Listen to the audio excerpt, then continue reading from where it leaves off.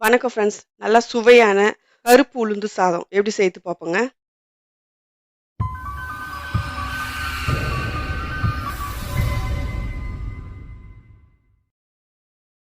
Stove பற்ற வச்சுட்டு தவா வச்சுருக்கோங்க. இப்போ வந்து நம்ம கருப்பு வந்து ஒரு 1/2 கப் எடுத்துக்கலாங்க. சேர்த்துட்டு ஒரு 2 நிமிஷம் நல்லா வறுத்துக்கலாங்க. வறுத்துட்டு செஞ்சிங்கன்னா நல்லா டேஸ்ட்டும் இருக்கும், நல்லா வாசனையாகவும் இருக்குங்க. கருப்பு உளுந்து வந்து உடம்புக்கு ரொம்ப நல்லதுங்க. பாருங்க 2 நிமிஷம் நல்லா வறுத்தாச்சு. இப்போ ஸ்டவ் ஆஃப் பண்ணிவிட்டு இதை வந்து நம்ம கழுவிப்போங்க.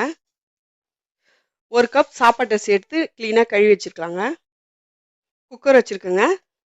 இப்போ வந்து ஒரு 2 ஸ்பூன் நெய் சேர்த்துக்கலாங்க.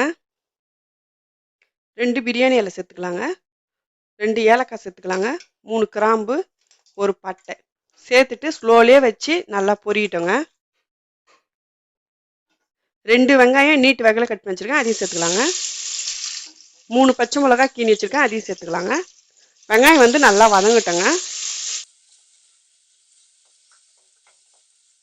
இது கூட 1 ஸ்பூன் இஞ்சி பூண்டு விழுது சேர்த்துக்குங்க.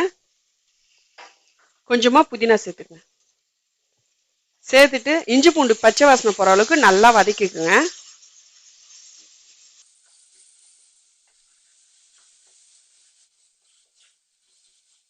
தேவையான அளவுக்கு சால்ட்டு சேர்த்துக்குங்க.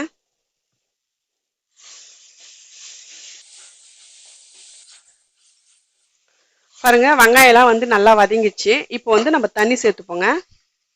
1 கப் ரைஸுக்கு 2.5 கப் தண்ணி சேர்த்துப்போங்க.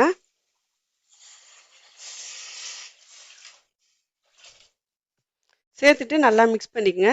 தண்ணி கொச்சதுக்கு அப்புறமும் நம்ம உளுந்தும் அரிசியும் சேர்த்துப்போம். பாருங்க தண்ணி கொதிக்குது. இப்போ அரிசியும் உளுந்தையும் சேர்த்துப்போங்க. சேர்த்துட்டு நல்லா கிளறி விட்டுருங்க. கொஞ்சமாக கொத்தமல்லி போட்டுக்கோங்க. மூடி போட்டு ஒரு 3 விசில் வரட்டுங்க.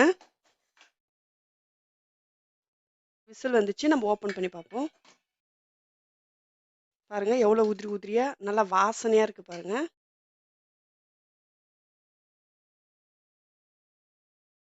இது கூட கொஞ்சமா கொத்தமல்லி சேர்த்துக்குங்க.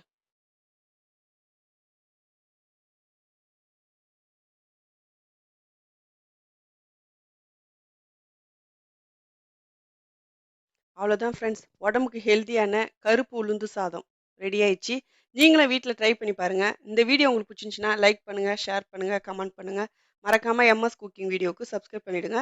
பக்கத்தில் இருக்கிற பெல் பட்டனை கிளிக் பண்ணுங்க. Thank you friends.